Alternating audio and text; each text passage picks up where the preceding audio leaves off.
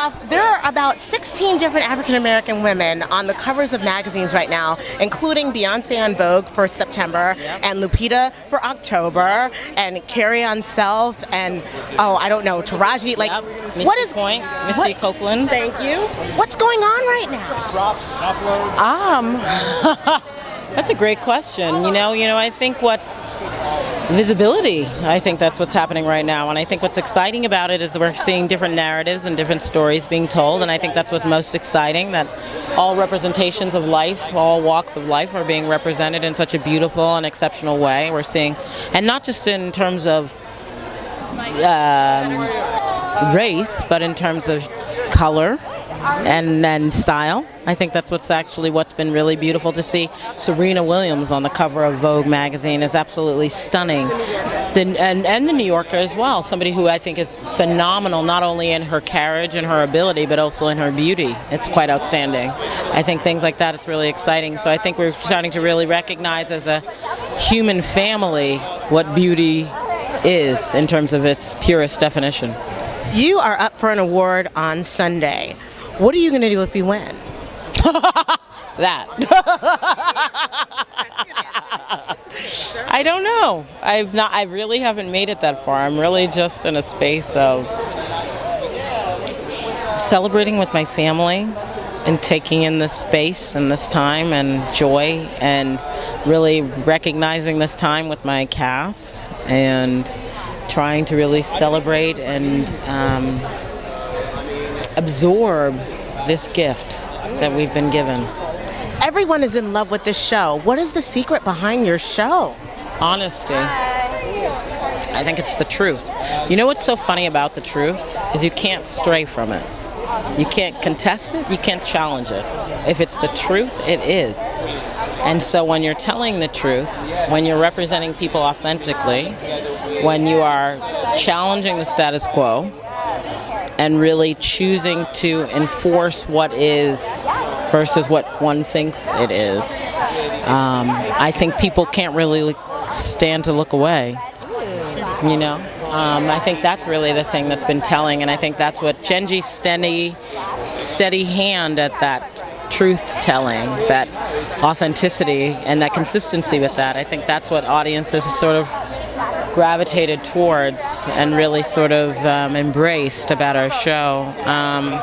And it's exciting to be a part of as a storyteller, as an artist. I think that's the thing that audiences have really sort of gravitated around. This is an amazing moment for you in history. I just saw you on stage with Taylor Swift. Good to see you again. Yeah. Your dreams, and you've chosen a wife. Moment of what it means to you as an artist to kind of go from sort of feeling like it wasn't going to happen. Thank you. These are not wise shoes. Literally being like launched. Thank you. It makes me feel like I matter. It makes me feel like all things are possible. It makes me feel like with faith anything is possible. You know, I have always wanted to just be an artist and a storyteller and someone who is able to create a space for voices to be heard, and to have the opportunity to have my verse as a musician heard on Taylor Swift's stage, or have my voice heard as an actor on Orange is the New Black in the television space, or to have my voice heard on the New York stage. I've been just incredibly grateful for the space that's been created that allows for my spirit to sing, you know, and by the grace I hope that more spirits and voices and shades and colors and women and sizes and shapes and genders may also continue to sing. Yes, exactly.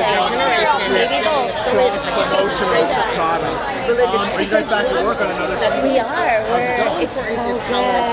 It's so fun to be back with everybody. I think it's incredibly important. I think we're living in a very delicate and fragile time right now as a society, as a human family, where we have the opportunity to be great, you know, to be more than what our predecessors have been.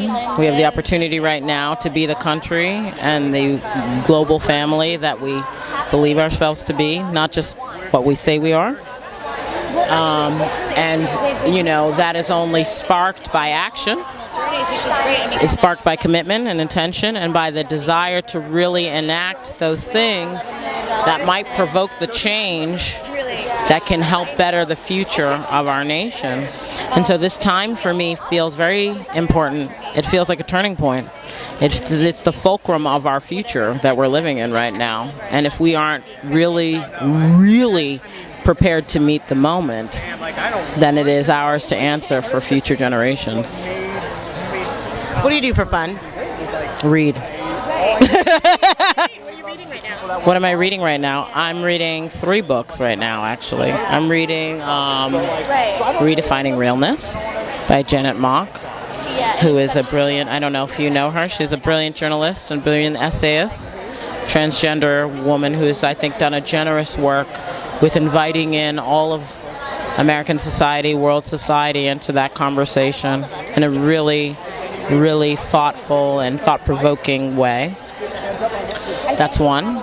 I'm also reading this book about Henrietta Lacks, if we're familiar with her story. It's a really interesting piece about this African-American woman from the early part of the century who is essentially herself responsible for all of modern medicine and what we know cancer research to be based on.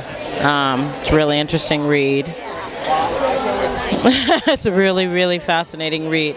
I'm forgetting the proper title. I don't want to say it because it's like the prim education of Henrietta Lacks. I'm failing on the title properly. And then the third book I'm reading is Ghana Must Go.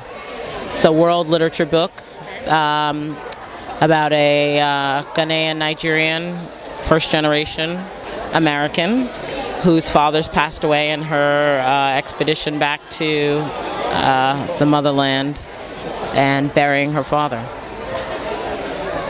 You're not a lightweight reader. Not at all. I love to read. I love that you do. Tell us who you're wearing.